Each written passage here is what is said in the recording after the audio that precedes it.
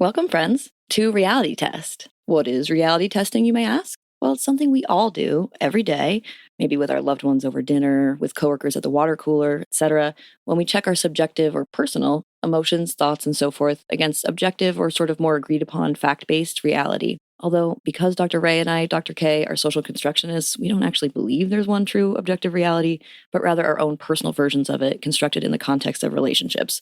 But you get the idea. So here in Reality Test, we're going to be testing the castmate realities and the producer antics of our favorite reality TV shows against what we know as licensed psychologists about the reality out here, off of our TVs. We hope you'll join us as we attempt to reality test. That's it. Thanks, y'all. Now check out our campy theme song. Are you feeling stressed? Your head's all messed? Well, let's forget all the rest. Fuck it, we're blessed, because it's time to talk reality test. Come with us. Let's reality test.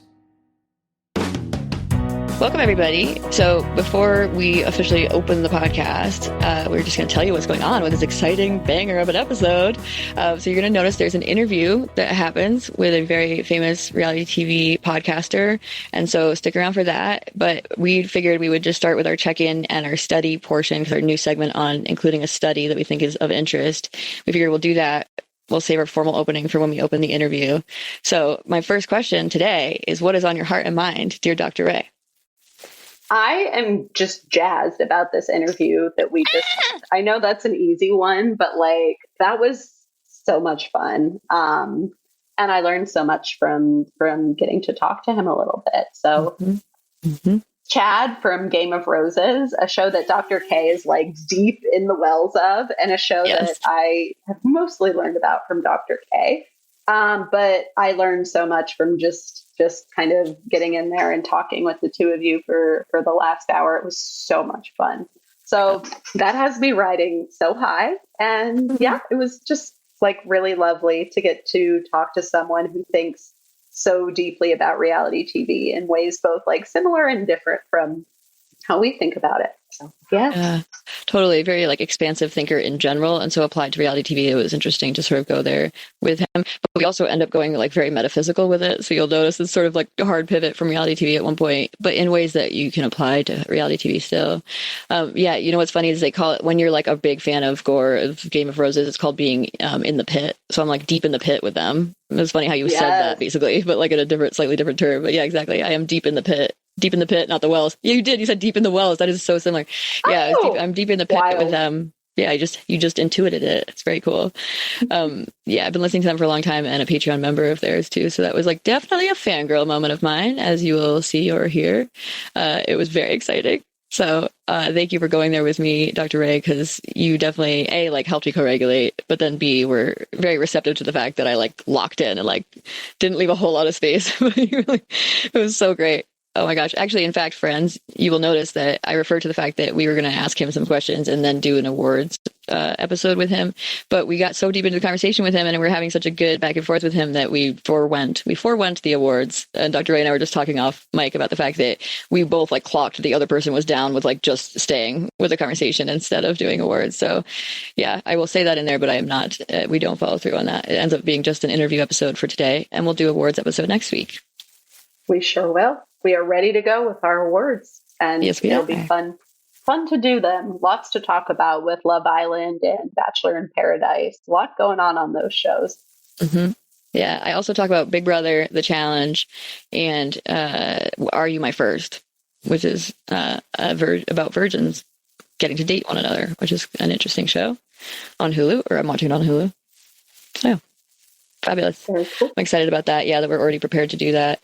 And it also is time, because we haven't done an award episode, I think, since April, May, or March, April. Mm-hmm. And yes, so it is time. It will be a blast. I've missed it. And I'm curious for this week. I wonder if you're going to have a similar check-in to me, but what is on your heart and mind this week?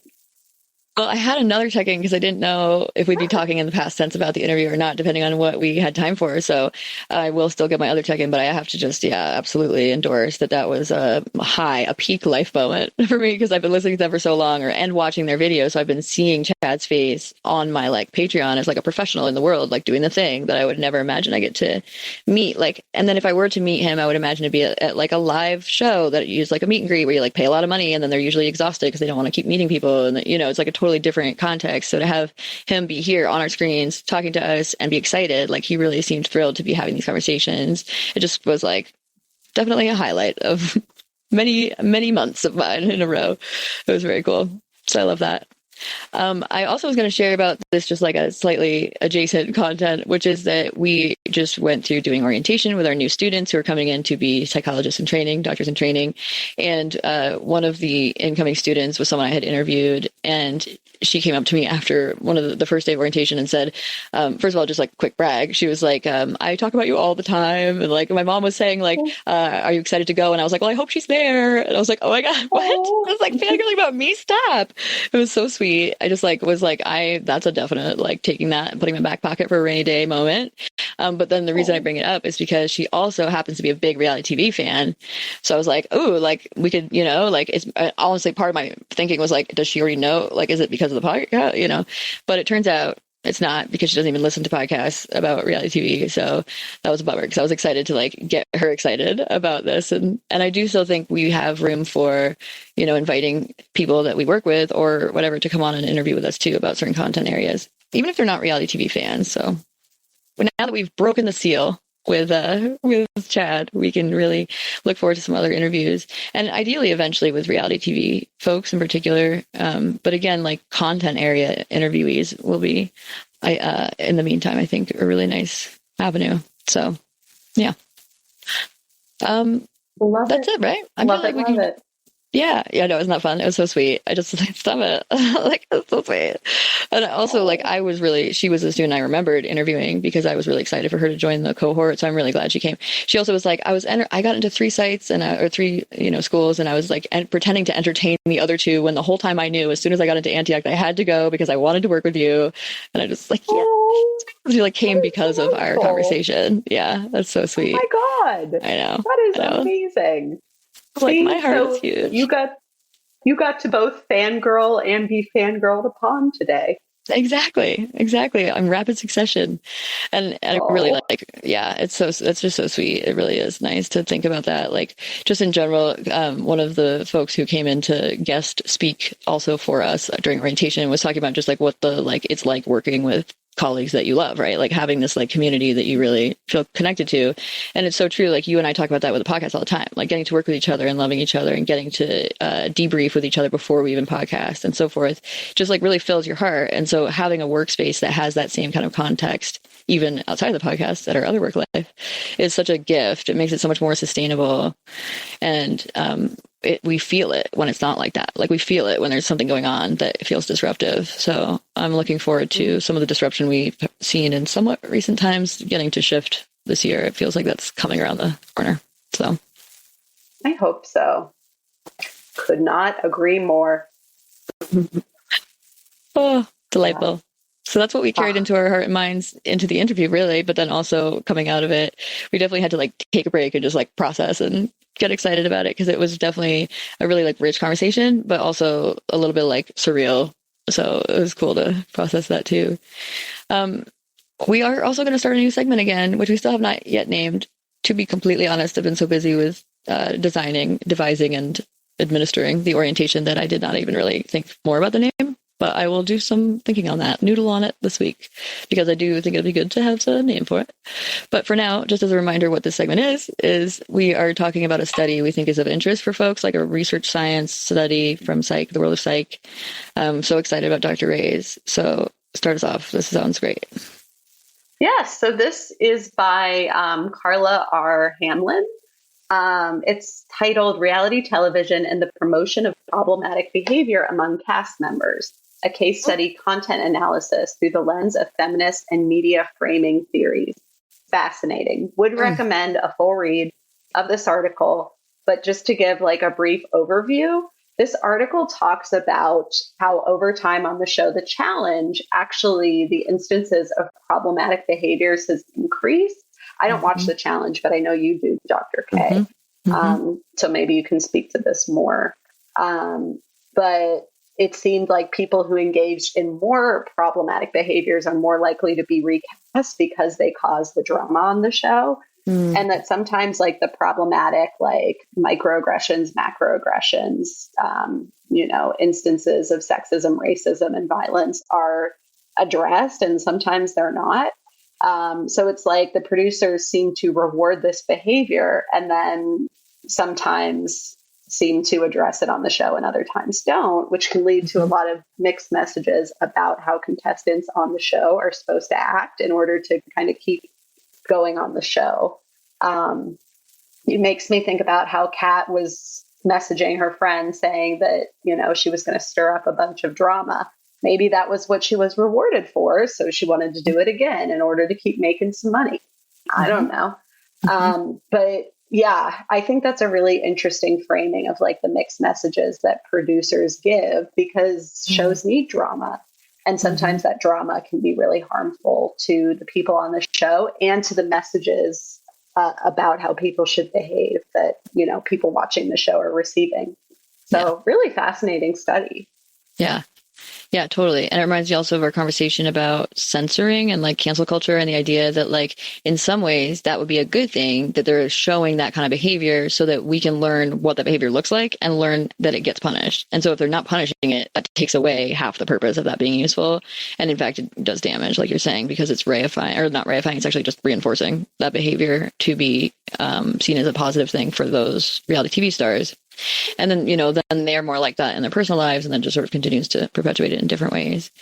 Yeah, I have one of my awards that we'll do next week actually hits right on that in the context of the challenge specifically. So that's perfect. And talking about two different folks who have been a part of the challenge for a long, long time and how they act differently now from each other. Like they act differently from how they were, but they also went different ways in terms of growth. So that'll be interesting in exactly the way that you're talking about it. I would say back in the day, on the challenge, there were instances that were so messed up and dark that I honestly can't even repeat what happened. And so those things have changed. Like there are not the extremity of it has changed. But I get what you're saying is that the volume of it has increased. But yeah, the extremity of it, the like how far they're willing to go in terms of what they show us has changed in a good way. They have become less revealing of like things that are some of the darkest things of human behavior that I've ever seen on reality TV. And yet, like, not and yet, even a recent example of that, there was something that happened, I think, a couple seasons ago, that it turned out that all the challenge celebrities were talking about on social media because they just like canceled the person. They didn't tell us what happened. They just like took the person out of the show and didn't tell us anything about why. And so they didn't show us. They did not show us the upsetting stuff. And it turned out it was racism, and it was racism perpetrated by another Black woman against a Black woman. And so they just like swoop, just take that right out. I was actually thinking of Dee when I first started saying that example, though. There was a different person who also had issues, and they just took her out of it. In this case, someone was eventually, it was like soon after that, left, but the instance that happened of racism laterally among Black women was erased from the show. And so we heard about these things from the castmates in a different context, which is fine. Like, I think that's, and then also that allows us to hear from them why it was problematic rather than from the show, why they think it's problematic. But I think that goes to show that the show has changed their bar for what they think is okay to show us. So that's good. That's a growth thing. And then obviously the negative is that they show us more of the like covert, like sexism and racism that like is more pernicious because we don't know it's sexist and racist. We're just eating it, absorbing it. It's a little more gray than maybe some of the things they showed originally that were so atrocious. It's like, this is clearly atrocious. This is black and white, not to put too fine a point on it. And now they're showing more of these gray ones where maybe someone who exhibits similar behaviors and doesn't see them be punished will be like, oh, I'm cool. I'm doing all right. I don't need to change this. X gets me, and we get rewarded because we have a lot of Instagram followers or whatever the fuck it is. I don't know. Yes. Yeah, that person That keeps makes getting sense. recast, so they must be good. They must be doing a good job. They must be doing good things. Exactly. Just the same way that Trump not getting punished or not like owning up to what he's saying as a problem means that people are more okay with their own behaviors in that line. So yeah, that's pernicious in a different way. Totally. Yeah. Yeah, the covert and implicit biases that we all have are very self-sustaining. Like the way that our system is built is that they don't get taken down, because then we would all have to like change our behavior, and that's too threatening to our society. So they definitely become a tough. But it also means, like, frankly, reality TV would be a very rich, important place to do that, to dismantle it. So that would be cool. Yeah, right? Like, can we do that? Let's maybe, like, have more critical thinking about it. Mm-hmm. Awesome. What a good study. Dr. Ray and I were talking about off camera, like wanting to like do some of our own psych stuff in reality TV. Like we have these two worlds kind of as separate worlds, but there could be something to be said about doing research within this world as well. So that's so cool. There is some of it. Mm-hmm. Fun to Yeah, it would be super fun. Count me in. Yeah. Love it. If y'all have suggestions, what kind of studies would you want to see of reality TV shows that you watch, or any of it? I think there's so many things we could think of. So it's exciting. Fabulous. So my study is a bit of a pivot. So this is a study by Mark Levine, and it's about in-group, out-group behavior. So this relates to a lot of reality TV stuff, and it also relates a little bit to something that came up with Chad, which y'all will hear, related to sports. So Mark Levine did this creative experiment where he had people. So this is based in the UK. There were people who were Manchester United fans. These are soccer teams, for anyone who doesn't know. Manchester United fans and then Liverpool fans, two different soccer teams. Very like nemesis-y, right? Like, I forget what those are called when it's like their what is that called? When it's like, this is their, it's not nemesis. Like, it's their arch rival. Rivals? But yeah, maybe it's just their rival then. Yeah, okay. So they're like rival teams. And so what the way he set this up was that people would, like Manchester United fans would be walking down the street and they would see an actor that they think is a real person fall and grab their ankle and call out in pain. And that person would be wearing a Liverpool shirt. So the Manchester United fans, would they stop and help this stranger knowing that they're a Liverpool fan? So actually only about 30% stopped when this happened naturally. If that person was wearing a Manchester United jersey, 97% stopped to help. So like, talk about in-group, out-group. Like, if you have a shared social identity with somebody, you're just like infinitely more likely to help them, not literally infinitely, but you're much more likely to stop and help. And so like, that is a huge thing to think about in terms of like what we're activating in our thinking, as far as like if we share an identity or share some sort of personality trait or share anything, because we do with everyone. We have universal traits that are human that we can relate to people on, regardless of the groups that they differ from us in. And so like, how do we activate across race, for example, in particular, I'm thinking, how do we activate the universalism enough and regularly enough that people will be more likely to help people from a different race, or to see it as important to combat racism, for example. So I think that shared identity piece is like really, really key. And then the interesting thing is that, so this is the other part of this key, the interesting thing is that then they did the same experiment with the Manchester United fans going by a Liverpool fan who had fallen. And this time they asked the Manchester United fans about their love for soccer first, and said like, tell me about like how you love soccer, da, da, da, da. And so then if they did that, 70% stopped and helped the Liverpool fan. So because they were thinking about their shared identity of both loving soccer, it went more than double what they would have helped otherwise. So I think, right, obviously, like, that says so much again about like, if we can inspire and make it more salient that you have a shared identity with somebody else, that then we can maybe move the needle, right? Like, so thinking about in terms of conservative and liberal folks, that like, right, that identity is so polarizing right now. And so like, how do we pull for the universalism that can bring us together more so that we want to help each other? An example of that is the Epstein files, right? Like, that's something that seems to be pulling us together a little bit, that like everyone can agree that needs to come out, like, so that then we have more of an ability to see the other as less of a a target. So, and then it also kind of relates to us on this podcast too, because we feel an affinity with you all. And we don't even know what you look like. We have no nothing about you. And I was remembering that just last episode, I was saying like, we love you. We haven't even seen you, but we love you. And it's true. Like we feel an affinity to you, not just because you're supporting us by listening. That's true too. But also because we have this shared identity that makes us feel like an in-group with y'all. If you're listening, you must also, I'm assuming, like reality TV. So yeah. All in-group, out-group science for us. I love it. Oh, what a fun day it's been doing this. And yeah, I think it's so important to talk about in-group, out-group, particularly in the current climate. And that's actually something that comes up in our interview with Chad and him talking about one of his podcasts and how you can connect with people kind of beyond that. So I love kind of bringing it full circle in a way. Yeah. When he brought that up, I was like, just you wait. Like, oh my God, literally on the target with what I was going to talk about today. And like also the sport part, like the fact that his dad, with whom he hopes to connect outside of politics, was an athlete, right? Like just thinking about that part of it really aligned nicely with what Chad's aiming to do with that podcast. So definitely check it out, y'all. Just so you all know, because we did not end up actually saying the name of it. The podcast that he does with his parents that we end up referring to in the thing is called The Necessary Conversation. So check that out. Support. And then obviously the other is the Game of Roses. Also tell your friends about us, of course, and support us. We actually need a little bit, he has plenty of support, frankly. But no, it's still, I think it was great of him to show up at our humble podcast door to help talk about some of these topics with us. So with that in mind, listen to our interview. Enjoy. We hope you'll enjoy it as much as we did. You can tell I'm like very excited. So enjoy our enjoyment at minimum. But also, if you know who he is, I think you'll enjoy hearing some of the things we talked about that don't come up on his podcast. So thanks, y'all. Welcome to Reality Test. I'm Dr. Ray. And I'm Dr. K. Feel free to check in, take a seat wherever you like. This is the big banger I've been talking about, just like huge news that we have, which is that here with us today is Chad from Game of Roses.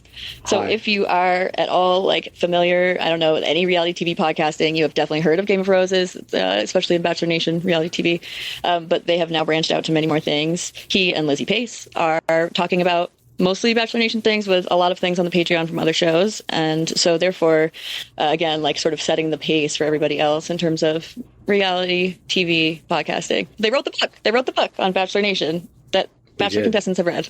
Yeah. I also, welcome. Let me start there. Welcome, Chad. Thank you so much. Thank you very much for having me. I'm excited to be here. And yeah, we did write that book, How to Win the Bachelor. So, God, it's got to be, 3 or 4 years ago at this point it came out? Yeah, wow. That is wild. And then you're writing the Bachelor version, right? No, we are not. You're not? Okay. No. I mean, I think it's just a matter of like, your publisher either says, please write the second book of this series or not. They have not said that. Yeah. And that's okay. that. Fair. Yeah. I think, right. So check that book out. The other thing is, one of the things we're going to talk about is your other podcast that I wanted to hear a little bit about in terms of politics with your parents. So we'll also talk a little bit about that. But first, we just want to jump in with like a couple easier questions that we're going to, those listening. We're going to start with questions for Chad, and then we're going to go into the awards for reality TV that we've watched over basically the summer, like the last couple months, because we haven't done awards since May. So any reality TV we've watched. So first, and the very first question that I have for you. So first of all, this was something I was super excited about, which was that in the finale of Bachelor in Paradise, Alex saying, I love you, level 1 was like massive. As it happened, I like screamed and stopped my husband and I was like, that's a huge deal. Like that's Game of Roses lingo. And she was using it in the like level 1, meaning they're at the bottom of it and going up or whatever. Whereas like your lingo is that saying I love you means you're level 4. So like she would have already been. Yeah. My personal take on that is this. I think our creation of love levels, which really is just a descriptive way to talk about going from I like you to I'm starting to fall in love with you to I'm falling to I am in love with you. Those are the 4 love levels. I think they are aware of us calling that progression throughout the game the love levels. I don't think they've gone deep enough to actually know the minuscule details of how we mean it and what the levels actually are. I think they have just kind of absorbed the phrase love levels, and they're using it as they see fit. I think anybody going on reality television, with some exception, and not in the love shows. I think it's in the game shows. It's in Survivor and Big Brother, where the exception is like some of those players are going into those games to like win those games, and to like, they don't care about the fame that may come from it. They are there to prove that they can play that game better than anybody, and that's it. Love of the game. The dating shows are all lies. None of those shows, no one goes on them to find love. Everyone goes on them to get famous. Some people do wind up falling in love. It does happen, but that's not the primary reason anybody goes on those shows. And at this point, just from my own experience of coaching people to go into those games and play them, literally manipulate producers, manipulate the other players, and achieve extremely high levels of success doing that. I mean, it's empirical proof. That is a game. It can be played. I'm training people to do it. And so, anybody who thinks these shows are real in the respect of everybody's there for the right reasons, just to find love, and all the Instagram followers and TikTok followers and stuff, that's just incidental. Anyone who still believes that is like watching pro wrestling and thinking that's real. It's the same thing at this point. I don't know where the general reality TV audience is on their journey to finally understanding what this actually is. I think we're probably maybe slightly more people believe it's real than don't at this point still. But I think that's shifting very rapidly. I agree. Well, even seeing like Sean bringing up that Kat was messaging an ex-boyfriend saying that, she was going to stir up drama, as if that was so surprising. It's like, they're all there for a reason that is not finding love. Yeah. So it felt kind of silly to me, but I know it's under the guise of finding love. But even him bringing that up is a play within the game. What he's trying to do there is invalidate her for the right reasons strategy by saying, no, she's actually for the wrong reasons. Here's all the reasons why. She's brought in a computer. That's against the rules of the game. I have receipts of her texting this ex-boyfriend while she's supposedly here to try and find love. Strangely, though, that play, and there was a play earlier this season, too, by Brian when he tried to out Jeremy to Bailey as having said he would date Susie if she was here. You're kind of his second choice. Those are traditionally two for the right reasons attacks that work in every other season of Bachelor in Paradise. For whatever reason in this season, they just get kind of like whatever. Nothing happens as a result. I don't know. I mean, I could go on forever, obviously, about the state of the Bachelor franchise. But I think those two plays for me and how they were received or kind of ignored really was like, whoa, we're in a different Bachelor universe now where like for the right reasons just doesn't matter. Yeah, exactly. It's proof that you're right, that people are moving towards not seeing it as real. Like they're sort of like, right, like, of course she's here for like stirring up drama. Like, it doesn't matter. Like, they're ready to shake it off. Yeah. Is there something you wish Game of Rosen's fans knew about you? Like, what do you wish your fans knew about you that they don't? I have no idea. I don't think so. I think they know pretty much everything about me at this point. What do I wish they knew about me? That I've become in the past couple of years a very good cat dad. I can divulge. We're cat that. moms. Yeah. We love that. Congratulations. Congratulations. Thank you so much. To you as well. That's so cute. Are you comfortable what kind giving the names of your cat? Of course. He has an Instagram account. His name is Mike Skabulian. You can find him at that Instagram handle, I believe. It's my girlfriend who makes most of the posts. I take the pictures and then she posts them. That's our partnership. I love that. It's so hard not to take pictures. It's addicting. Like, every time they're doing something cute, I'm like, I have to take a picture of this. And then I end up with like 50 each time it's a cute thing. Yeah. Yeah, for a time in my life from about 2014 to maybe 2019, I was compulsively taking pictures of these squirrels that would come to my windows in my apartment. And I became very good at it. I touted myself as the world's greatest squirrel photographer. But it became this strange relationship where one of the squirrels, who I named Squirrelius, would come into my house and sit on the couch with me and watch TV and eat peanuts, and I would pet her like a cat. She became very familiar with me. And at a certain point, one night, I woke up in my bed I used to have these like flower boxes kind of in the windows outside my bedroom window. And I heard this squeaking, and I woke up and looked out, and there's Squirrelius in a nest. This is like midnight, having just given birth to a litter of squirrel babies. And I was like, what the fuck? But she was so familiar with me. She just let me like chill with her. And in the morning, I would put her a little dish of water there and some nuts and stuff. And she would eventually like go out into the trees to stretch her legs and leave me watching over her newborn babies. And I would take pictures and videos and whatever. Yeah, I became like a compulsive animal photographer through that experience. And now I've translated that skill set to my cat. Oh my gosh, Cat you're dad. literally a squirrel dad. That's like a real squirrel dad. That's like literally you are the partner of the mom. Legit. That is incredible. I have pictures of me like holding the baby's hands and shit. My God, that is leveling up. I would say maybe it was wild. Maybe there's a wild Squirrel time. Game of Roses book, but that is super cool.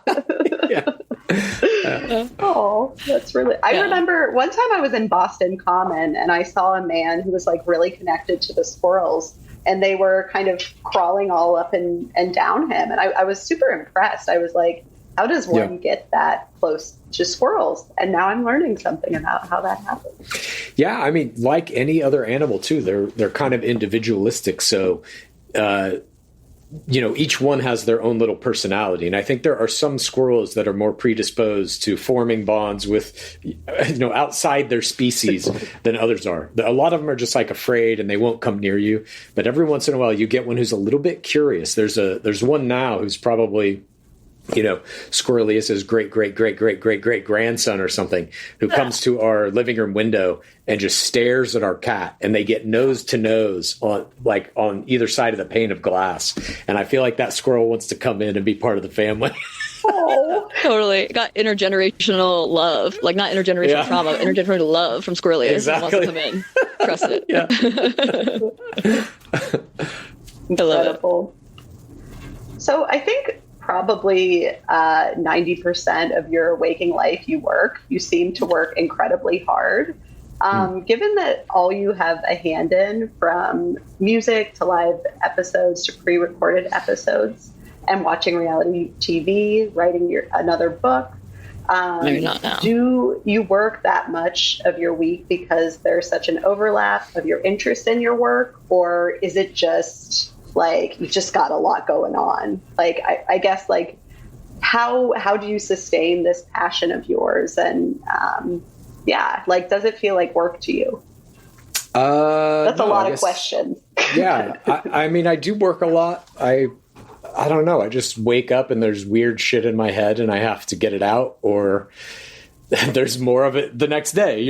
I don't know how to explain it really. I think I knew at some certain age that like creating things is what I was compelled to do. And I don't really feel like I'm in charge of that necessarily. It's like there are things that will come out and I'm just here to like do them. So I just wake up and whatever I'm compelled to do that day, I do.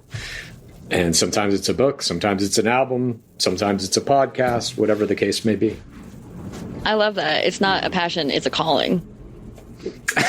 I don't even know. I don't know. Call it whatever you want, I suppose. To me, it's just kind of like how my brain works, I guess. Yeah. Which actually translates nicely to one of my questions. I'm skipping over one in the meantime because it translates well to one of the questions I had for you. But just first, I want to say, literally, it's like you're being called to do the thing. Like, you can't even help it. Like, your body's like, let's get this out and like get this onto paper or into video form.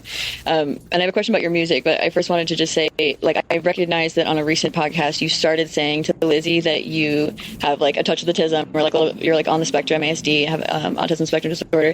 And you said, like, I don't think of that as like I forget what you guys were talking about, like as a negative thing. You basically said it's a superpower, and I was so jazzed. You started saying that and I was like, yes, tell us more, like give us that. And you actually ended up sort of like getting cut off, or you cut, whatever, didn't finish your sentence. So I was wanting to hear more about like why you think that. I think that too, like there's something really adaptive about that. Like there's something right, like there's areas in which it might be hard, but I also think there's areas in which it's like a superpower. I totally agree. So I was wondering why you feel that way, or if you could say more. Yeah, I mean, I don't know that that's the case. I have not been formally diagnosed, but I had a girlfriend, maybe this got to be like 10 years ago, who was like, hey, just to let you know, you're autistic. And I was like, what? That can't be. But then I started really researching it, read a lot of books, watched a lot of YouTube videos about adults with autism and stuff. And I was just like, oh, this makes my entire life make sense. And I'm pretty certain that it's accurate. I watched one video specifically that was a woman talking about how she kind of organizes thoughts. And a lot of it, I was like, okay, this is exactly how I'm doing this.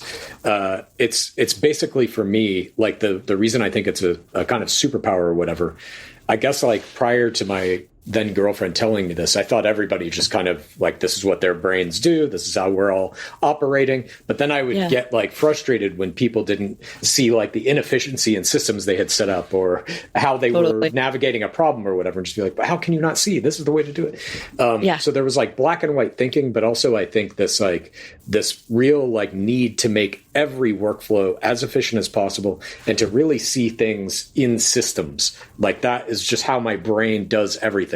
It sees systems, it creates systems, and finding like exploits within systems to either make them more or less efficient or whatever the case may be is just kind of how I've always operated. And I think kind of formally recognizing that it's like, oh, my brain works like a little different or not, like everybody's brain doesn't work like this. And seeing that like there's detrimental aspects of that for sure. Like I'm saying, like you just get fucking locked in and it's like nobody is making me deviate from this idea that I know is great. And that idea may be fucking horrible. It may ruin my life. It doesn't matter. I'm doing it. You know, that's not great. But it also allows you, or at least for me, the way my kind of brain works is like, it allows you the capacity to hold a lot of information at once, see how it all interrelates, even if it doesn't seem like it does. You can sometimes see connections that some people will say are crazy, but you're like, well, just wait. And then something happens and you're like, see? But yeah, I mean, for me, it really is about the organizational structure of data as I'm kind of like either ingesting it or creating it, exporting it, whatever. I feel like I have a pretty high capacity to do that.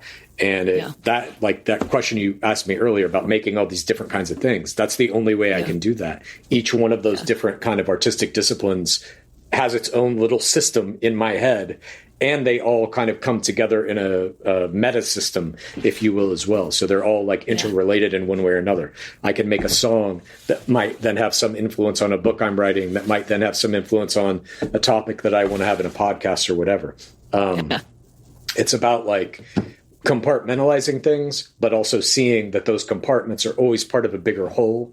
And then even that whole is part of some bigger whole, which is kind of what I'm most interested in at this point in life. Yes. Oh, that makes so much sense. Like continuing up the systems, like up and how what they're birthed from, what are the parent systems, and like we as psychologists get like trained in seeing systems. Like that's a thing we have to be trained in often. And so like I totally agree that that's an adaptive way of seeing things. Like it's really important to see things as a part of a bigger picture. And it also reminds me of like one of the things that I've heard folks with autism talk about having, or like a trait that they have talked about, is that like the ability to speak to power and not see it as speaking to power. So like being able to talk to somebody who like conceivably should have power over you, so you normally would talk a certain way, and not doing that because it actually just feels like, you know. And so this has made me think of that, because if they're just part of the system, right, they're part of a lateral system and they're not necessarily in a power position to you. That's interesting. I'd never heard that, but again, just like I said, now a lot of things in my life are making sense. you know? Totally. All the detentions I got in for getting in arguments with my teachers, but no, totally. I view existence itself as like a giant system, and whatever this system is, I don't necessarily even think it's a real one. It may be synthetic or whatever, but it has rules. It has certain data points that give it structure. And if you can understand those and how they interrelate, and you can potentially manipulate them, it can affect your experience in whatever this system is. So that to me is like a fun kind of like game to play, I guess you could put it. Yeah, if you start to like poke at it, you see the like ripple effects. Then it just like reifies what you're talking about. You're like, I knew it. This shit's a fucking matrix. Like, I knew it. Or when the game starts playing back with you is really when it gets fun. When you're like, oh shit, okay, this thing is all of it is like the same thing. And if you can twist and turn this knob here or do that there, it's gonna fucking come back at you. That fascinates me. Yeah. And almost like, Yeah. Can you say a little more about what you mean by like manipulating this thing and this thing is all the same sort of thing? Yeah, really... I mean, I think it's like, I mean, where to even begin with this? This is like what my beliefs are on the fundamental nature of reality. I know we don't know what this is, but I think we all have some sense, and now science is even kind of on the side of the idea that whatever this is not real, that it could be a computer simulation. At the very least, it's, you know, just what we're perceiving this environment to be through the senses that our bodies can generate, even if they're augmented by scientific equipment, microscopes, telescopes, whatever. We're still just using our five senses.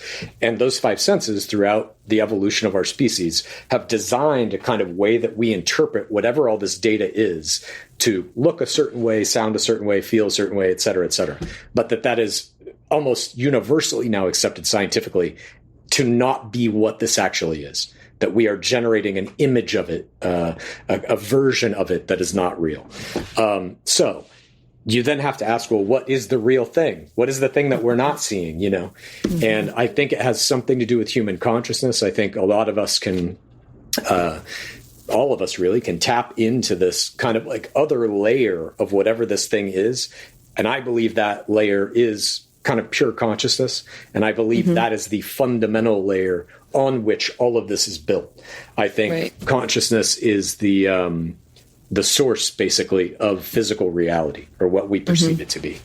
And so if you get down to that level and you start really fucking around with consciousness, deep meditations, drugs, what have you, you can start doing things. You can start kind of like having a relationship with that consciousness in a way that maybe you didn't before. At least this is true for me in the past maybe 10 years of my life.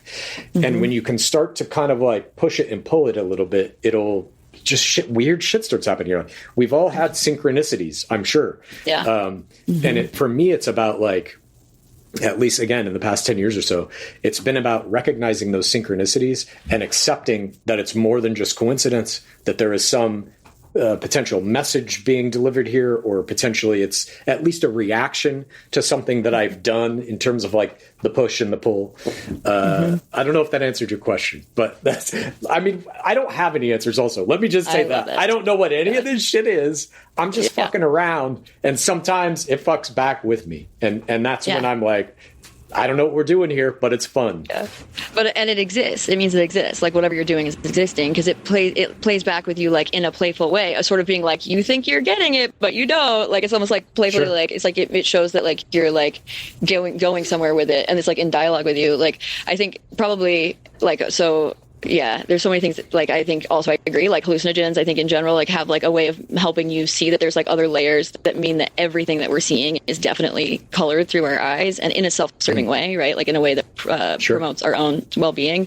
And I think that like we talk about social constructionism, Dr. Ray and I talk about social constructionism, including in our opening, because it's that serious for us, where it's like we all have our own realities. Like we in psychology talk about it as social constructionism. Everything is developed in a relationship. So like our reality is our own, but it's also developed in relationship with other people and so forth. 100%. And so so I think that maps on really nicely to what you're talking about.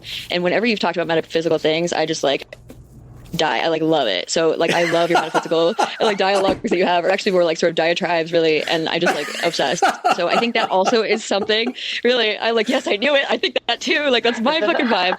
And I think also it speaks again to like the superpower part of whatever's happening in your brain, because that kind of like I do a lot of research and think a lot about like aliens too, right? Like I think about like what our interaction is with outer space, but also about metaphysics and looking at like the studies that we've done that show that there's something else happening, like the way the atoms, like the light study or whatever, that shows that like atoms organize a certain way in an arch or whatever.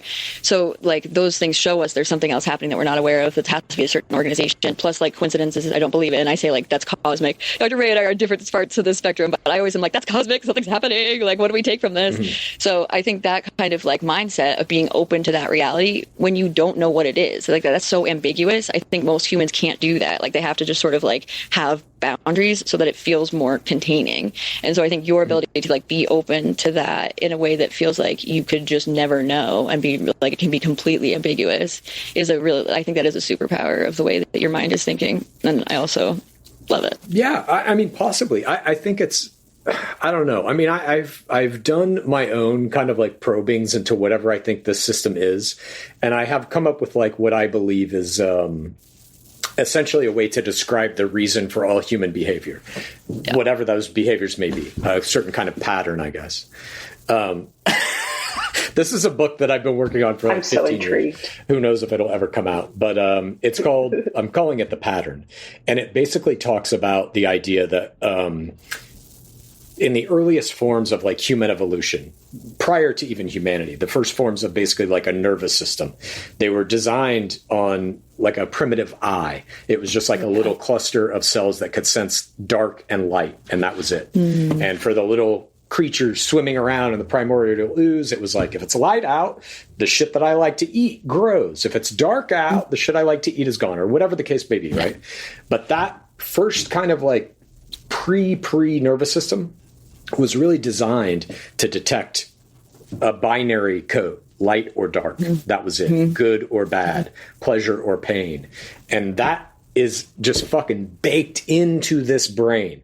Everything we do operates on some kind of binary code. Is this good or bad? Do I agree or disagree? And then because we have a, what's that? Safe or unsafe. Yeah, safe or unsafe, whatever it may be. Basically, is it a benefit or a detriment to my existence and survival? Then that is kind of like the core seed of how all of our decision-making works. But because we have a complex brain, more neurons than any other creature on planet Earth, we have laid over the top of that a system of abstract ideas that govern all behaviors, I think.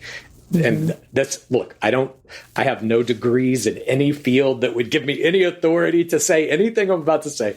That said, this is how I think it works. I think there are 6 fundamental pillar abstract ideas around which all of our behaviors exist, and they exist in 3 groups of opposing ideas, 2 ideas. So you have government and art. Government is the suppression of speech, the suppression of idea. It is the absolute expression of authority. Do as I say, because I say it. Art is the exact opposite. It is the free expression of all ideas, all thoughts, all feelings. Those 2 ideas are in opposition at all times. And depending on what country you live in or what area or era, you may have more of one than the other, whatever. But every person is presented with those 2 ideas at some point early on in their lives, and they are usually given the idea of what their reaction to those ideas should be from a parent, friend, whatever. And it gets solidified. You become an artist, or you become somebody who bows to authority, or something in the middle, or whatever. There are also the ideas of love and money. Love is pure empathy, 0 competition. Money is 100% competition. And again, you can exist anywhere in that spectrum. But generally speaking, if you value love, you don't value money much. And if you value money, you don't value love much. It's a kind of give and take. And then the third one is science and God, or science and religion. Religion is 0 curiosity. Here is how it is. This is a God. These are the rules. Follow them and obey. Science is, what the fuck is all this shit? We better find out. And I'm not saying there's not dogma in science. Obviously there is. But these are the 6 kind of core ideas that are opposed. Knowing where a person stands on any of those ideas will give you a very good chance at guessing exactly how they'll behave in any given situation, with the caveat that there's also a sliding scale on wherever you sit in representation to these ideas, from cooperative to competitive. So let's say that you are God is your number one motivating factor in all of your behaviors. You believe in a God. Let's say it's a Christian God, and I'm going to go to heaven because I pray to this God. Now you have to sit on that sliding scale of competitive to cooperative. If you're cooperative and you believe in a Christian God, you might be volunteering all your time at the church. You might be going to homeless shelters. You might be spreading the word of the gospel and really feeling empathy for your common man and preaching the kind of good cooperative values of Christianity. If you are competitive, you might be showing up outside an abortion clinic and picketing and saying, fuck you, you're going to burn in hell. You might be trying to commit genocides on religions that are not your own, et cetera, et cetera. And so I really believe that everybody can fit into a diagram of these 6 abstract ideas and a kind of slider of competitive to cooperative. And if you have that data, I believe you can predict anyone's behaviors in any situation that they will ever encounter in their lives. Yeah, that's sick. Is there also like, isn't the competitive to cooperative spectrum like basically the same as the competitive to love spectrum? Like, couldn't that just ultimately be where they are on that? No, because you can be like, love can be your primary motivating idea. And if you're hyper competitive, you're a super jealous motherfucker who doesn't want your girlfriend to wear a short skirt or go out dancing with anybody else. And conversely, money can be your primary motivating factor. But if you're super cooperative, you're opening nonprofits, you're giving to charity, you're using your money for cooperative ends, basically, you know. Okay, good. That's interesting. So you could be competitive in one of those dyads, but not competitive in the other dyad. Like, so you're using competitive kind of two different combination. Ways. Like the kind of like the way you can navigate that system and really like put any person in it and get whatever their data may be. I haven't built the chart yet that would be like, let's rank this mathematically or plot you out on a graph. But I think anybody could fit into it, and the possibilities are like essentially endless. As many people as there are on planet Earth, you could get a different chart for like everybody. It's I think hyper complex in terms of like the combinations of ideas and how they fit exactly into your thing. And then the overarching pattern of all of these ideas is what makes humanity, planet Earth, that these different ideas exist, and these different ideas give birth to different things that affect us in different ways. Like the idea of government essentially is just authority. Like the first government that ever existed was a bigger, stronger asshole who wanted to take your food. And that's it. That's the first government. Give me your food. Yeah. No, you're dead. I'm taking your food. That's the first government. And so now extrapolate that out to 2025. We have how many countries governed in different ideological ways, philosophical ways, monetary ways, religious ways, blah, blah, blah, blah, blah. They all become incredibly complex on a long enough timeline of human development. Right. Which kind of like, let's just like make it maybe more like woo-woo for a second, but like the idea, like there's one of the concepts about aliens is like that they have, either they're like from the future, right, and they're like traveling back to like, they're us from the future, have time travel, or another version is like they're like test tubing us, like we're like part of, they're like figuring out about shit, like by having us play it out. And so like what you're saying really lends to that is sort of like, right, like they could essentially, if they, or like you said with the technology, like if what we're seeing is the Matrix and is technologically controlled, then like, right, like they're changing the dial on those like things for each of us, or they're sort of like playing out what it would look like if a Trump whatever like became president, and like what would happen to the country, or how would it the pendulum swing again the other way. Yeah, totally. It could be. I don't know. I mean, I again, my kind of like fundamental belief about reality is that consciousness has something to do with it at a real level. And so the thing that I was just talking about, the pattern, really is just kind of the governing matrix, I think, ideologically for how we're behaving in this thing. It's almost like the rules of a video game, you know? But I don't think the video game is like necessarily the real thing.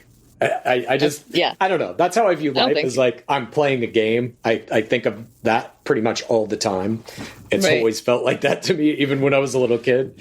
And I just think like part of the game is that thing I described, with the different abstract ideas kind of governing our behaviors. And aliens too, or whatever they may be. I think. Do you think? Oh, sorry. Go ahead. So, please go ahead. Do you think that your experience as a producer really kind of made this theory more crystallized for you, or have you been developing this ever since you were a kid? I think probably since I was a kid. I remember getting into, when I was in this was like 5th or 6th grade. We had to do a book report on any fictional book. That's the only parameter, is what our teacher said. So I did mine on the Bible, and she did not like it. I love that so much. This is suburban Dallas, Texas. Needless to say, it didn't go over very well. And so I think like from a young age, I've always kind of questioned these ideas that govern us as a species, and have always thought like none of this is real. That has been a deep feeling in me for a long time, which I also have read is a big thing for autistic people, that they have a fundamental kind of questioning of this thing that we're in. So I think it's probably been there for a minute. I think being a TV writer, producer is just kind of like a creative outlet for me. Yeah. Your philosophy. And it does involve a little bit of manipulating, like it allows you to manipulate that a little bit, like even just writing it, like you get to play out what it looks like for someone to be a certain way or whatever. Yeah, sure. Sorry, I just interrupt, Dr. Ray. And I just want to say one more thing too, which is exactly like that's what I was thinking of as part of your superpower is the fact you're questioning it, because I think people need it to like make sense instead of like wondering about it, like being able to like go out. And you did end up like adding a structure to it by having your own thoughts about the dichotomies, but you got there because you were opening it up to like this could be not real, and like that's really unsettling for a lot of people, and for you it's not. So I think that is superpower. Okay, sorry, go ahead, Dr. Ray. No, not at all. That was a really great point too. I was just going to add that, like, because your philosophy sounds very like it reminds me of Descartes, and I'm like, now I'm wondering if like Descartes was autistic, and I don't know. Yeah, like I was thinking that too. I was like philosophers. My head's Sure, in a jar probably. and it's being manipulated. I'm like, man, this really like. I would love to read more Descartes to see if maybe he was autistic too, because They probably all were. Let's be real. No, exactly. Honestly, I think so. Because like the other thing that made me think of was Shakespeare. Because like in Hamlet, one of the lines is like about basically cognitive therapy, like the idea that if we think it, we make it so. And so, yeah, like the same thing. Like what our cognitive power is it creates what's available to us. Like it creates the guardrails, whatever.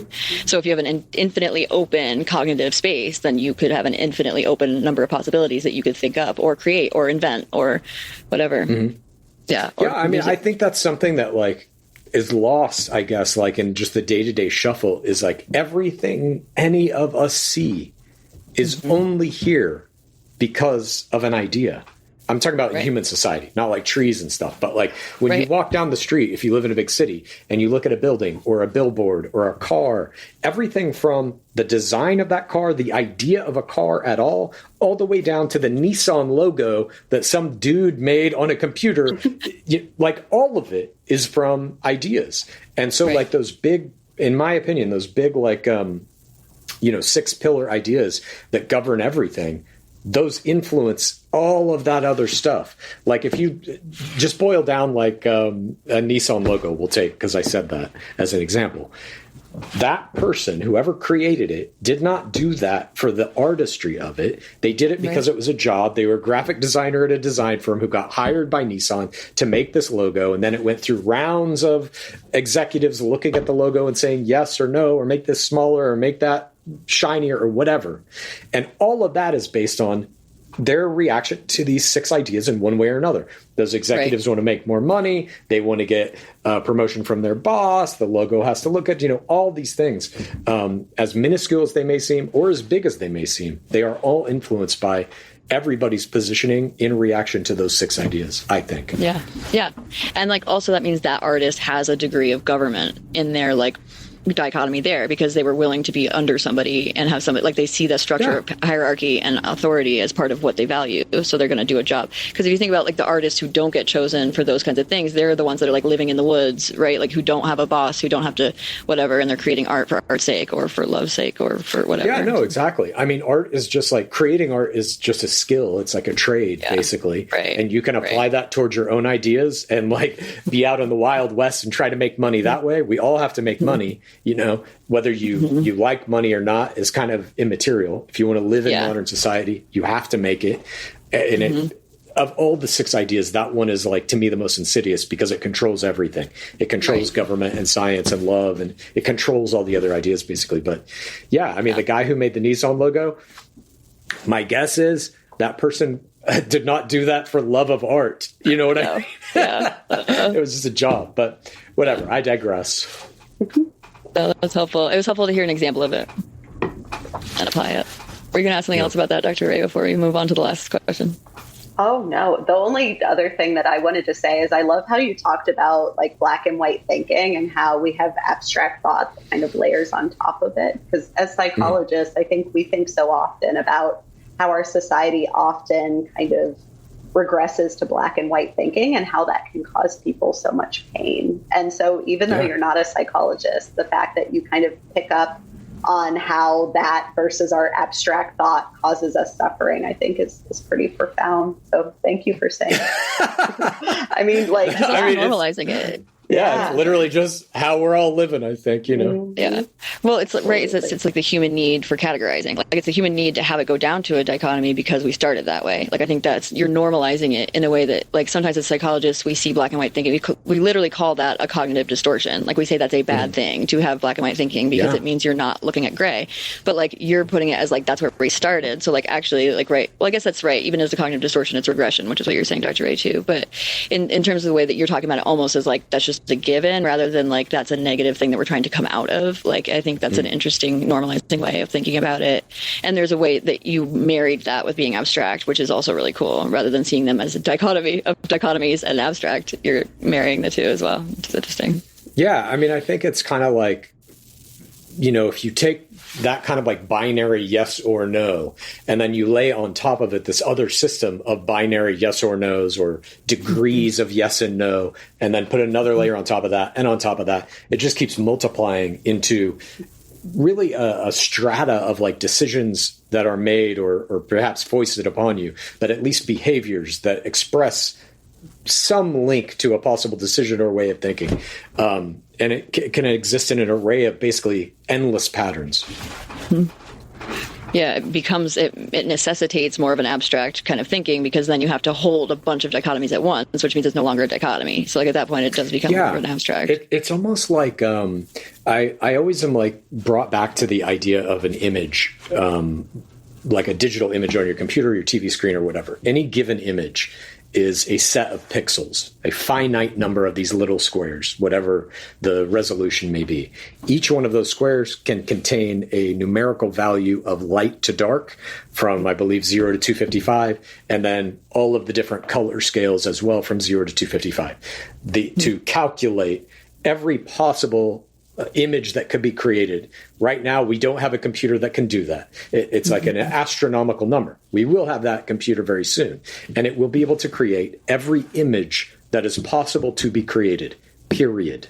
And then you can string those into videos or whatever. That's coming. But that idea of like, that to me is kind of what life is. It's like, it is all just these little squares with mathematical values, but there are so many of them and there are so many possibilities that it seems like it's not this kind of computerized code, but I actually think it is. That's a great metaphor for it. Yeah, that makes a lot of sense. This last question actually relates to the like dichotomy of government. Actually, since as I referenced, was going to ask you about the politics in your podcast with your parents, and the reason, like, so I want to give you a chance to talk about that for one, but like also I wanted to ask you a question to go along with that, which is as a professor and working with clinical psychologists, we are a really liberal field, right? It's like liberal leaning. Like if we're looking at, helping people in a human rights kind of way, it tends to align better with liberal politics. And so a lot of students are drawn to our program because we're also a social justice program. We focus on that in addition to psychology. So a lot of folks who are drawn to us come from places where that's not the norm. Like, so they're looking for like a home where that's going to feel safe. And so a lot of our students come from very conservative families and then come in and they're learning about like white privilege and learning about white allyship. And then they're sort of like, but now what do I do? Because it's really hard when I go home and try to talk to my parents about it because I feel like they're immediately discrediting or whatever. And so all the time I'm asked, how do I talk about this, right? Like, how do I talk about this with my conservative parents who are in power, right? And then also are not doctoral educated as well. And so they're already going to discredit the student for like, oh, you're just like liberal and overeducated, so they immediately are coming in at a disadvantage. So I think I always struggle a little bit because, right, what is the answer? I was thinking about your podcast is like the quintessential answer to that. Like you are literally doing that. You were like talking to your parents. You were doing it though, like, in public, which maybe I should just say, listen to the podcast. But I also am wondering, like, has there been one point that you feel like you as more liberal minded person talking to conservative parents had felt like really landed well with them? Like, is there something you felt like really like actually like planted itself in their hearts and minds? Like, is there something you found worked really well? I mean, no. The answer is no. That's also helpful. I'll say this with that podcast too. I'm not like, my parents are like QAnon MAGA, like as bad as it gets. And my sister and I are not, very definitely. I think for me, that podcast is like, maybe there's some hope to pull my mom out of it, but my dad, no way. I really, what I'm trying to do there on that podcast is have some kind of like, an emotional connection with my dad. That's my main goal with it. So the politics and stuff is like, that gets him to the table. He won't have a conversation unless it's about that. Wow. But while he's there, every once in a while, I sneak in a little, hey, remember when I was a kid and we did this? Just to see if I can get through, you know? Yeah. And I've had him teetering a couple of times. I've seen like he's right there. I just need to push him over the edge a little harder. For me, it's about like trying to make your parents, if you're in this situation where you're like a liberal child of a MAGA parent, it really is about trying to get your parents to reconnect with who they were before Trump and to remember their relationship with you as a family member before Trump and all this kind of stuff. It's like their ideology is probably not going to change. I think it takes a very, almost like a personal trauma as the result of something aligned with those beliefs for that to change on a personal level. But I think you can at least like lessen the importance of that relationship they have with Donald Trump in their own lives and kind of remind them that their relationship with you is more important than their relationship with Donald Trump. And that, like, at a kind of fundamental level, that is not that hard to do. Because if you just pose that question to them, like, who's more important to you, me or Donald Trump? 9 times out of 10, my dad won't say his children. He'll say Donald Trump. But most parents, I think, won't say that. I think they'll be like, oh, yeah, you're more important to me. And just kind of like getting them to realign with that idea. Because I think the way media technology is currently, it's literally designed to brainwash boomers into just being stuck in that perpetual cycle of outrage and fear. And it never ends. And you have to kind of like remove them from it and be like, hey, remember when you didn't watch Newsmax 24 hours a day and we used to like play catch or whatever?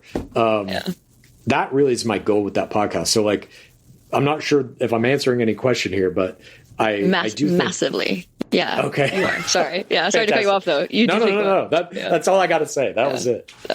Like almost started crying. That's so beautiful. Like such a great point. Like no, really, that like really touched me. I like think that is actually also what those students are asking, right? Like that's the piece that I think they're asking that they're not asking, and that's the unspoken part is like they're not really asking how do I change their ideology. They're asking how do I connect with my parents again. Like, and I think that's something like I also have like follow up question to you. Like, are you saying you're trying to get to there with your dad because of getting there? Like, is it the connection itself you're trying to get there? You're not trying to change his ideology through connecting again with who he was before. You're trying to connect. Correct. Just I don't think I will change his ideology. There's a certain, I mean, whatever. Every individual human being has a certain lifetime of experiences that contribute to their inability to kind of like get in touch with their own emotions or express those emotions, whatever the case may be. My dad has a lot of that.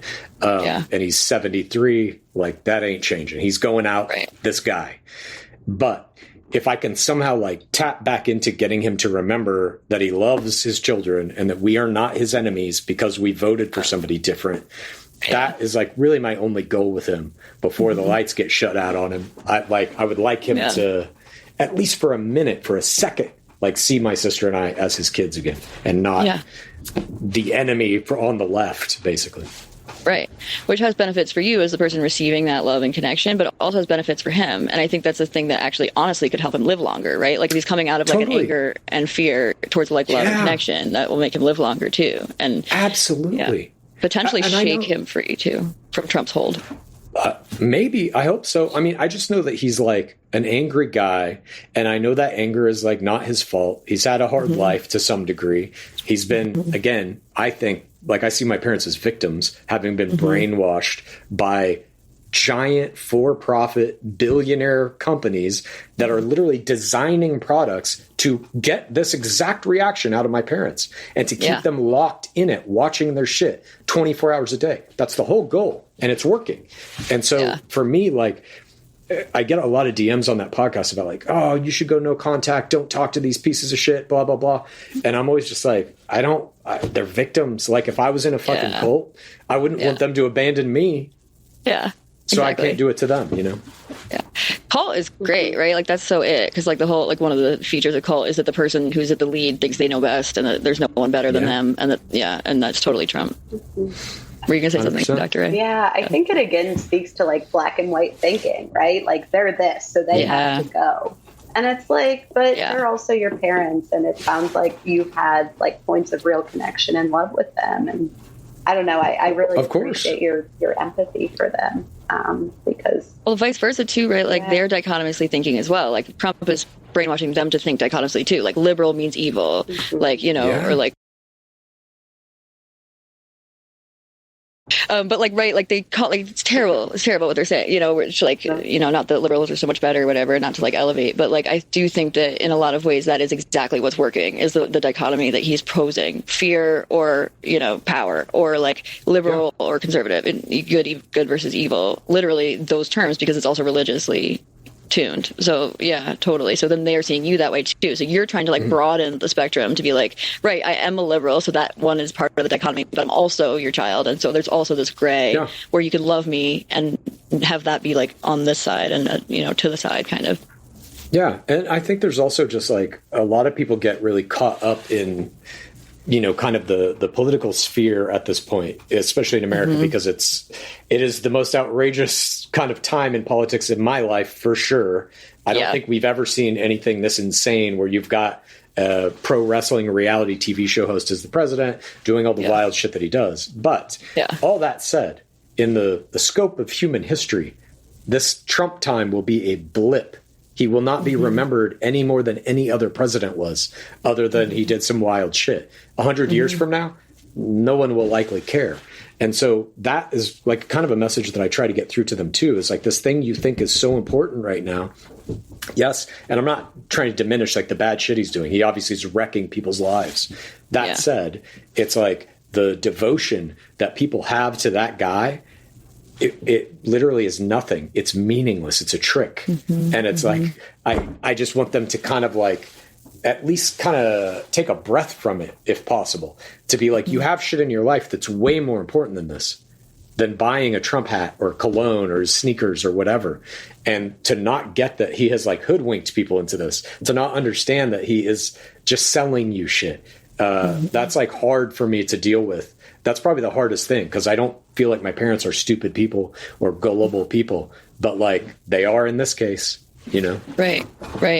Was your mom a teacher? Is that also part of why you think you can sort of get to her a little bit too, right? Like there's a part of her that was like, even just the field of education is under attack, right? I mean, I think that sort of must be harder for her. Yeah. I mean, back to the ideas I was talking about earlier, like on the sliding scale, for my dad, money is like the motivating factor for sure. And he's like all the way at 100% on the scale of competition to cooperation. He's 100% competitive. He only cares about money and beating everybody at everything. And I think that's like, it's a hard ideology to adhere to as you get older and you start dying and your physical body starts breaking down. And he was a big sports guy. It's like, you know, what do they say? Every athlete dies twice: when you literally die, and also when you have to quit playing sports. Stop. Yeah. So he's that dude. And I think for his whole life, he's been extremely adversarial. And so he just plugs right into the Trump ideology. Here's your enemy. Hate that person. Hell yes. He loves to hate, because that's like a form of winning in his mind. My mom is not like that innately. She is much more nurturing, empathetic, et cetera, et cetera. But she has lived with this guy since she was 16 years old or whatever, you know. It's like that ain't changing unless you take that piece of the equation out of it. So I don't know if that answered any questions either, but it does. It also, no, it does. Yeah, you're saying it's not the teaching, right? It's not the teaching that would help you get to her. It's where she is sort of innately. And it actually raises another question, because you had brought up, like, where you're told when you're born, like by parents or a peer, like where you should fall, what your reaction should be on XYZ, is like, so that also means that can change depending on your social environment. So like for your mom as well, right? Like it's like she might have been innately or like trained in a certain way from early social learning, but then with your dad, she has to have moved a little bit, but like it does sound like there's still like a lasting, you're hoping, maybe that's what you're testing, right? Is there a lasting power of that first teaching that was more like love based, I guess, than competitive for her? Yeah. I mean, I just think my dad like immerses my mom in that culture. Again, they're watching Newsmax literally 24 hours a day.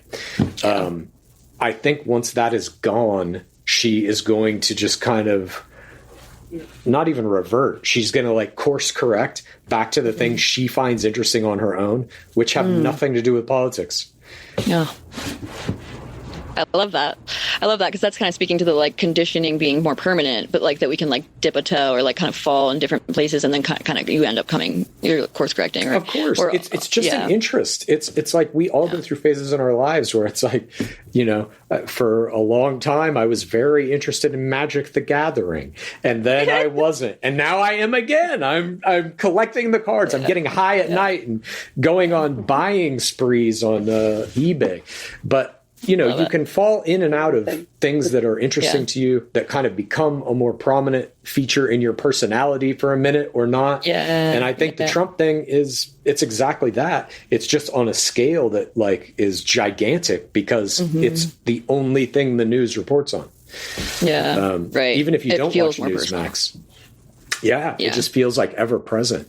And so it's harder to get away from. But yeah, I mean, I think my mom will lose interest in it at a certain point.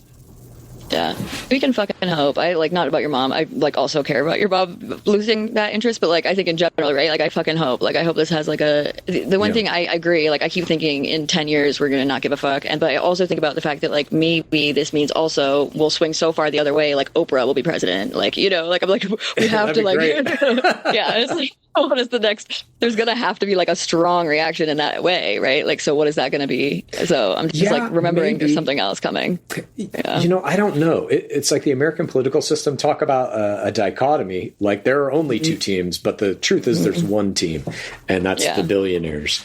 They own whoever the president is. Whatever party is in power is controlled by the billionaires.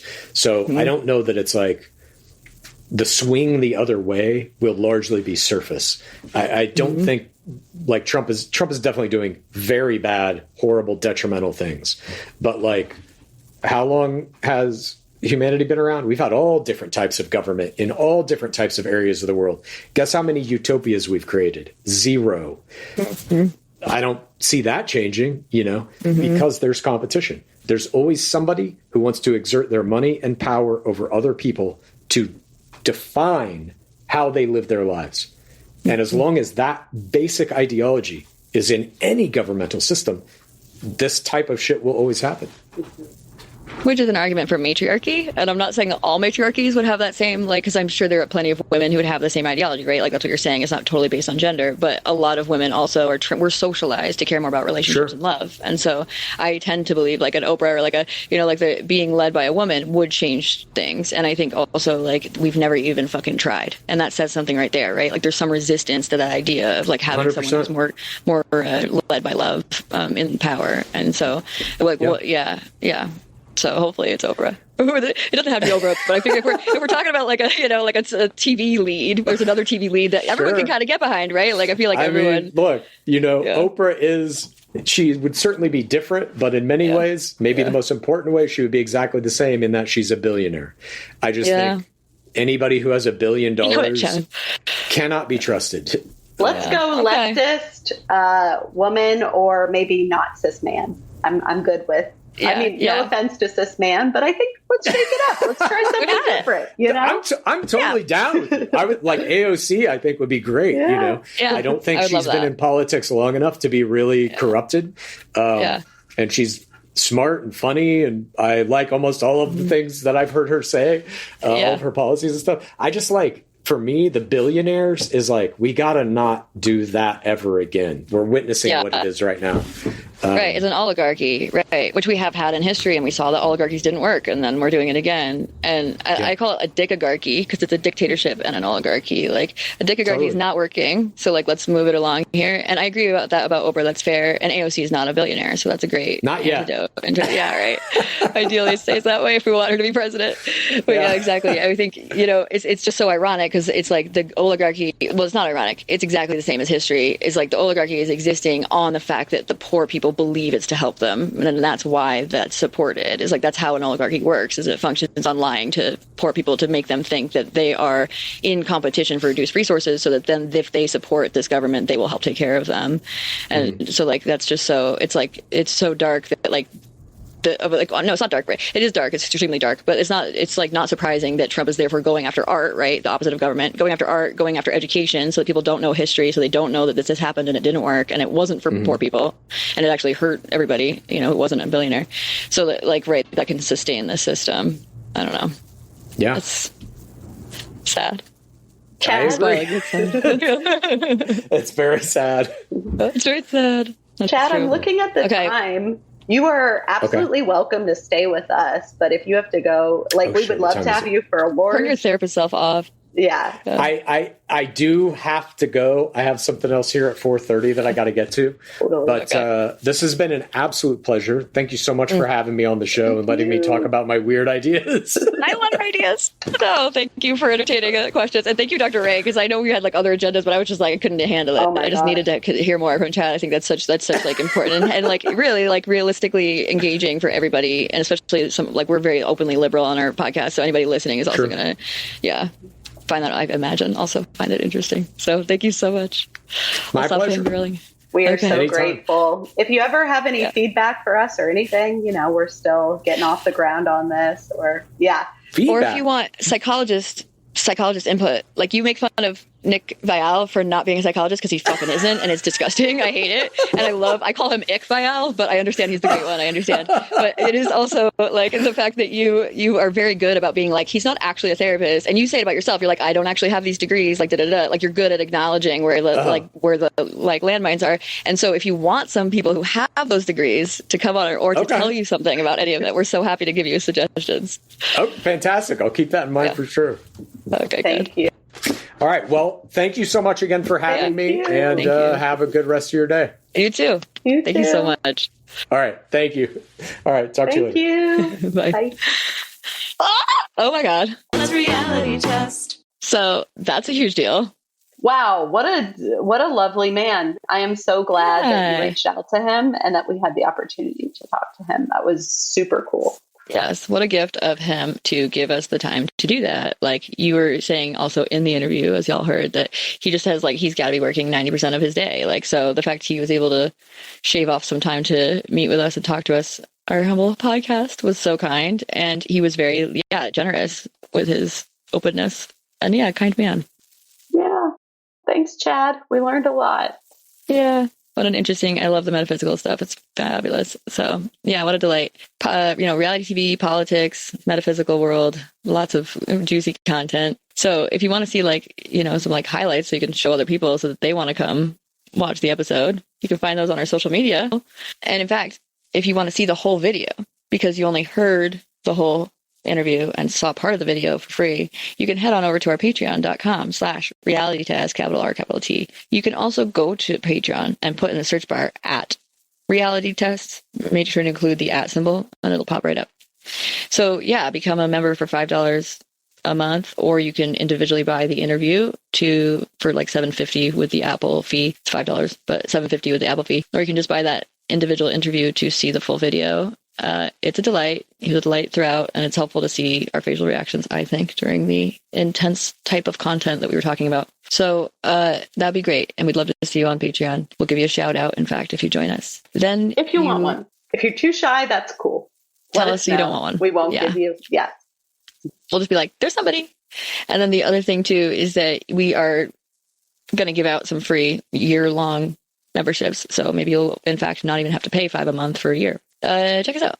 Then you'll also find the clips I was referring to of us, so you can spread the word and have people come see our clips of Chad talking with us. And then hopefully they'll join our Patreon too by going to our Instagrams at Dr. K-Pods and at Dr. Ray Pods. And then you can also go to our TikTok at drdr.realitv, REALITV. You can go to our YouTube and our Facebook, both at Reality Test Pod, at symbol Reality Test Pod, one word is your YouTube.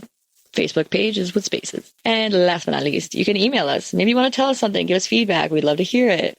Tell us something you found interesting or something you wish we talked about. And you would do that by emailing us at realitycheckpodding, PODDING, after realitycheck, at gmail.com. Yes. And do not forget to rate, review, and subscribe and tell all your friends. And yeah, $5 a month, it's not going to kill you. And it would make a big difference to us who are doing this thing that we love so much. So we thank you for listening, and we appreciate whatever support you are able to give to us. Yeah. Yeah, we have a humble first goal, which is like we're not even trying to pay ourselves. We just want to be able to pay our sweet, sweet sound via Dr. Ray's partner so that we can not be using their time just like totally willy-nilly.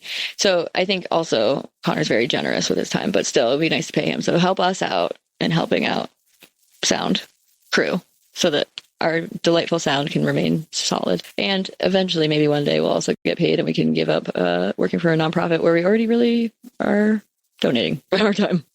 Please, friends, come on back. Next week, we're doing our awards episode. Would love to see you here. And we'll see you next session. Bye.